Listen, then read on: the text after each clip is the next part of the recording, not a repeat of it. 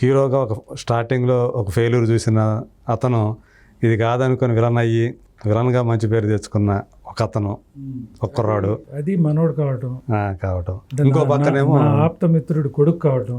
అదే ఒక హీరోగా ఫెయిల్యూర్ అయిన తర్వాత వాడినే మళ్ళీ హీరోగా నిలబెట్టే సినిమా నేను తీయటం అవును నిజంగా నాకు హ్యాపీ.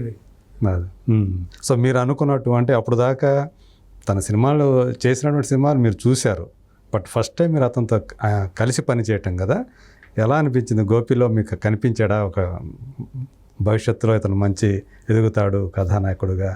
మా సినిమాలో కాదు, నాకు ఫస్ట్ అసలు బాబాయ్ నేను సినిమా అని చెప్పంటే డిసప్పాయింట్ చేసింది నేనే. ఫస్ట్ టైం నా దగ్గరికి వచ్చాడు. Very beginning okay. ఎందుకు నాన్న తొలివలపు కాకముందేనా? నన్ను హ్యాపీగా చదువుకున్నావు, రష్యాలో చదువుకున్నావు, ఇంజనీరింగ్ చేసావు, సో వెనక ఫ్యామిలీ బ్యాక్గ్రౌండ్ ఉంది, హ్యాపీగా ఏదైనా బిజినెస్ చేసుకోవటం ఇంకేదన్నా చేసుకోవటం అయితే ఇది వద్దురా నాన్న, ఈ సినిమా ఫీల్డ్ వద్దు, పాడు, నా పిల్లల్నే నేను ఎంకరేజ్ చేయాలి, ఇది ఎట్లా ఉంటుందో తెలియదు, ఎందుకు వచ్చిన ఇది అంటే అని చెప్పి డిస్కరేజ్ చేశాను నేను. ఆడు పట్టు వదలేని విక్రమార్కుల్లాగా వెళ్ళి మళ్ళీ సుబ్బయ్యకి, ముత్యాల మన నాగేశ్వరరావు గారికి వీళ్ళకి చెప్తే వాళ్ళు చేసేద్దాంరా నీకంటే ఎవరు అని చెప్పి సుబ్బయ్య ఎంకరేజ్ చేశాడు. ముప్పత్తి నాగేశ్వరరావు అట్లాగే నాన్న చేసేద్దాం అని చెప్పని వాళ్ళ ఫ్రెండ్స్ని కూడా మొబిలైజ్ చేసి 4-5 కలిసి సినిమా చేశారు. అది ఓకే, దురదృష్టం అది డిసప్పాయింట్ చేసింది. అదే దాని తర్వాత కొంచెం పాపం ఫ్రస్ట్రేషన్, హీరోగా చేసి ఫెయిల్యూర్ అయిపోయిన తర్వాత కష్టం తొందరగా దాన్ని జనం చేసుకోవాలంటే చాలా. అప్పుడు ఇట్లా తేజ ఒక రోజు వచ్చి, తేజ అప్పటికి ఫస్ట్ సినిమా సక్సెస్ అయిపోయింది, చిత్రం సక్సెస్ అయింది. అవును, సక్సెస్ అయినప్పుడు నన్ను ఎంవిఎస్ సర్నాథరావు కూడా నా అపార్ట్మెంట్స్లోనే ఉండేవాడు, ఎదురెదురు ఫ్లాట్స్ నాయి. ఓకే, కలవటానికి వచ్చాడు. అంటే మా దగ్గర దేవాలయం, వందే మాతరం సినిమాలు వర్క్ చేశాడు కెమెరా డిపార్ట్మెంట్లో. ఓకే, తేజ ఆ చనువు మీద వచ్చాడు మమ్మల్ని కలుద్దామని. అంటే కెమెరా డిపార్ట్మెంట్ అంటే అసిస్టెంట్ కెమెరామెన్ అట్లానా, లేకపోతే? ఓకే, మా ఆపరేటివ్ కెమెరామెన్ అయితే కాదుగా? కాదు. ఓకే, మకుటం పెద్దగా నచ్చల తనకి. ఓకే ఓకే, ఇంకేదన్నా ఇంకొంచెం చెప్పండి శాస్త్రి గారికి, ఇంకేదన్నా రాయమని ఆయనకి పాపం బోల్డ్ అన్ని వ్యాపకాలు, పాపం ఏమైందని మళ్ళీ రాశాడు. మాకు బాగా నచ్చింది. ఓకే, కానీ ఈయనకి నచ్చలేదు. అడవికి అందం అన్న తమ్ముళ్ళే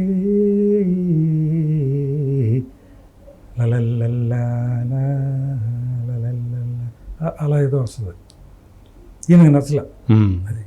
ఇంకా ఏదో కావాలి, సౌండ్, కొత్త సౌండ్స్ ఏవో కావాలి అని. మాకు రెగ్యులర్గా జాలా అది వస్తూ ఉంటాడు ఆఫీస్కి. ఓకే, మేము తాత అంటాం, మనోడా అంట. అప్పటికే మీరు తాత అనేవాళ్ళ? ఓకే. అయితే ఏంట్రా ఏం పాట రాస్తున్నారు శాస్త్రి గారు అని చెప్పంటే, ఇది రాస్తున్నారు, కిరణ్ గారేమో ఇంకోటి రాయించరమ్మన్నారు, ఇది ట్యూన్ ఇది అని చెప్పంటే, తను ఏదో నోటితో అన్నాడు. ఏదో బాగానే ఉన్నట్టుందేమో, ఆయన ఒకసారి కీరవాణికి వినిపిద్దామని ఆయన ఏదో అన్నాడండి ఇట్లా ట్యూన్కు తగ్గట్టు. ఎవరు?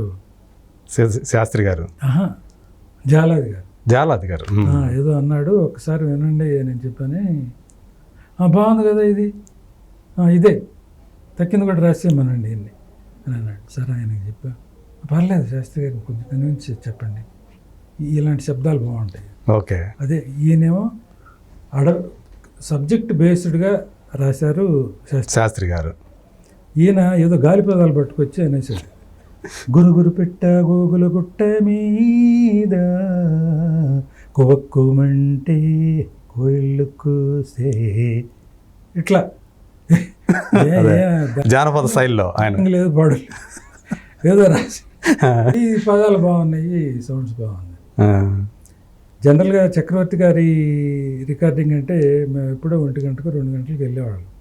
ఏ 3 గంటలకో అట్లా సాంగ్ స్టార్ట్ అయ్యేది. అప్పుడు దాకా ప్రాక్టీస్ చేసి ఈయన ఎప్పుడో లేట్గా వచ్చి అలా చక్రవర్తి గారు అట్లా ఈయన ఎంత సిస్టమేటిక్గా చేసినా కూడా 12 అయితేలే పాట మేము 12 గంటలకి రికార్డింగ్ థియేటర్కి వస్తే సాంగ్ రికార్డింగ్ అయిపోయింది కీరవాణి గారు అంత ప్రాంప్ట్గా. ఓకే, మీరు వెళ్ళేటప్పుడు చేసేసారా? సినిమాకి అలాగే తర్వాత మా ప్రజానాట్య మండలికి సంబంధించి కొన్ని పాటలు ఉంటాయి మాకు. మీకు అది ఉండాలి కదా. ఫస్ట్ సినిమాలో దవాఖానా పాట, నెక్స్ట్ సినిమాలో చూడు మల్లేసా చూడు మల్లేసా, మూడో సినిమాలో అయ్యానే చదివి బాగుపడతా, ఇట్లా అలాంటి పాట ఒకటి సమయం మీద కావాలంటే దానికి పల్లవి రాసింది తనే. ఓకే, కిరవాణి గారే. బంద్ మీద అరే రే రే రే రే రే ఏంది రన్న ఏం చేద్దామన్నా ఎటు చూద్దామన్నా బంద్ ఇలా.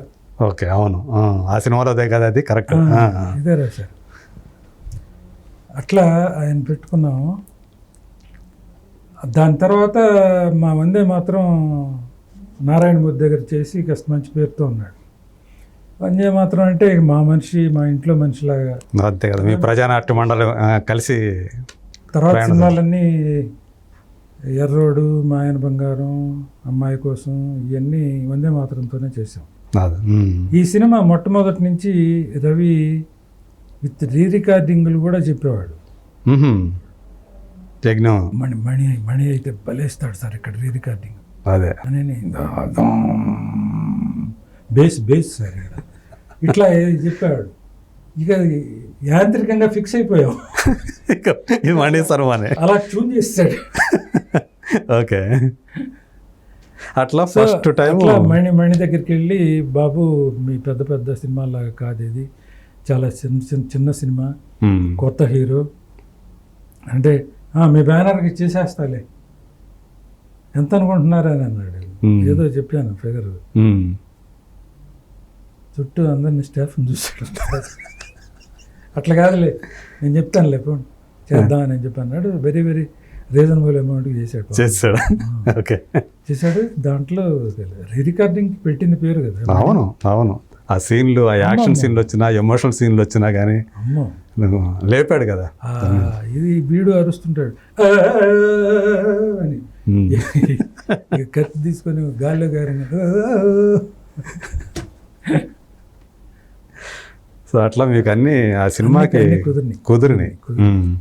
సినిమా రిలీజ్ అయింది, అందరికి మంచి పేరు తెచ్చింది. సో